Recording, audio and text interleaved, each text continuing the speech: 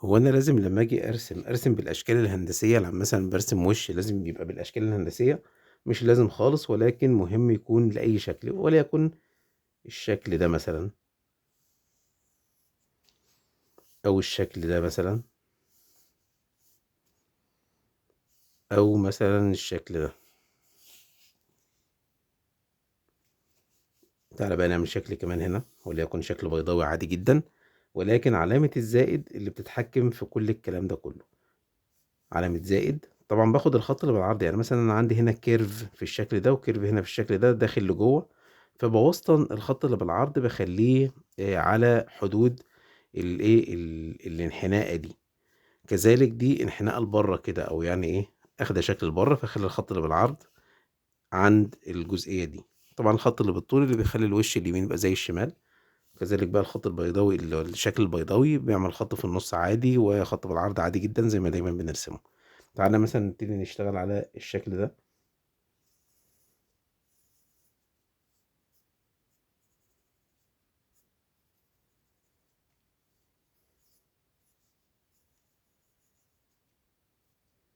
خلّي نِن العين مثلًا باصص للجنب كده، الراجل ده مثلًا بيفكّر في حاجة، والودان في نفس محاذاة العينين زي ما دايمًا بنقول.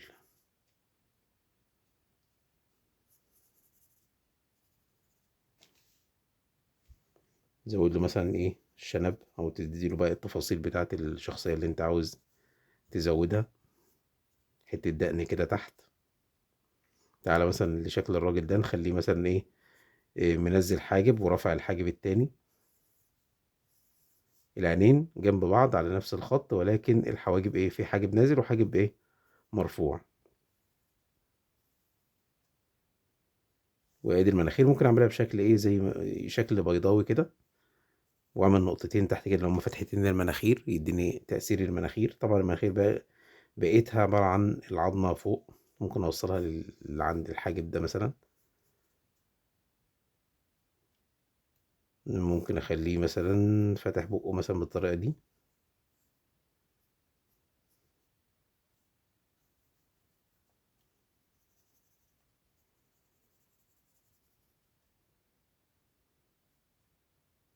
عارف ممكن بقى أخلّيها بقى إيه، مش سِنّة كاملة لأ، عارف يعني يبقى في جزء كده من اللثة كده باين، اللثة.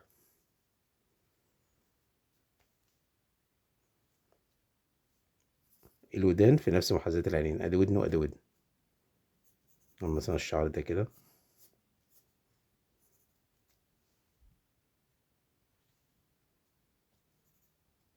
زوّد له مثلًا شنب. الشنب بيبقى ماشي مع اتجاه البُق، ممكن نعمل له زي دقن كده تحت، جزء صغير، أو حتى نكمّلها دقن كاملة، مثلًا ممكن لغاية أطراف الشنب، اللي هو الشنب ينزل من هنا ومن هنا، يدّينا شكل كده دوجلاس. أو ممكن إيه، تعالَ نزوّد شعر، إحنا عملنا الراجل ده أصلع، نخلّي الراجل ده بقى إيه، له شعر كتير،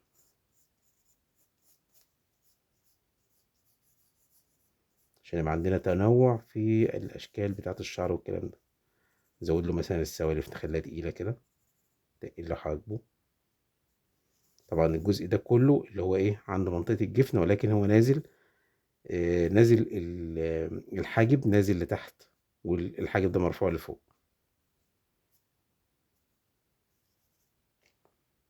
مثلًا تعالَ مثلًا للشخصية دي نخلّي الراجل ده مثلًا زي مندهش أو رافع حواجبه بالشكل ده كده، ومبرّق عينيه، والنِّن في النُص علشان يدّيني إحساس بتبريئة العين. نعمل بقى إيه، مناخير شكلها مختلف شوية، وليكن بالشكل ده كده، ومضموم البُق. الودان في نفس محاذاة العينين، ودن هنا وودن هنا عادي، ممكن أعمل له بس إيه، شعرتين كده في النُص. لأ بقى الراجل ده عادي جدًا، ممكن أخلّيه عادي، مش محدد بصراحة أنا هاعمل إيه، بس ممكن أعمل الجفن نازل على العين كده، والمناخير أخلّيها كبيرة، وأدي الودان في نفس محاذاة العينين. ممكن ألبّسه طاقية،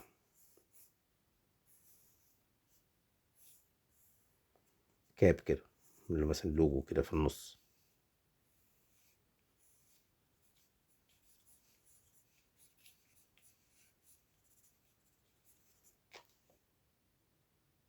هترسم كذا شكل بالطريقة دي بأي أدوات قدامك، حتى لو بقلم جاف. دايما بنأكد على إنك ترسم بالقلم الجاف عشان نسهل عليك الموضوع.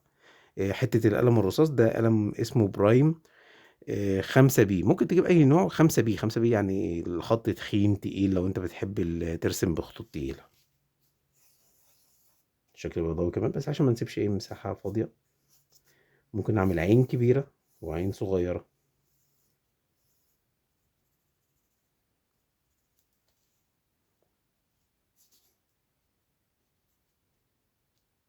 الحواجب ممكن أعملها كبيرة.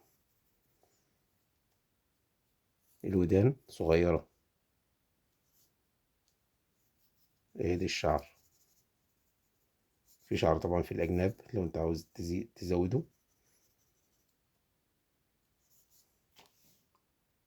ازاي نرسم بقى ست أو وش مؤنث هنرسمه إن شاء الله في الفيديو الجاي.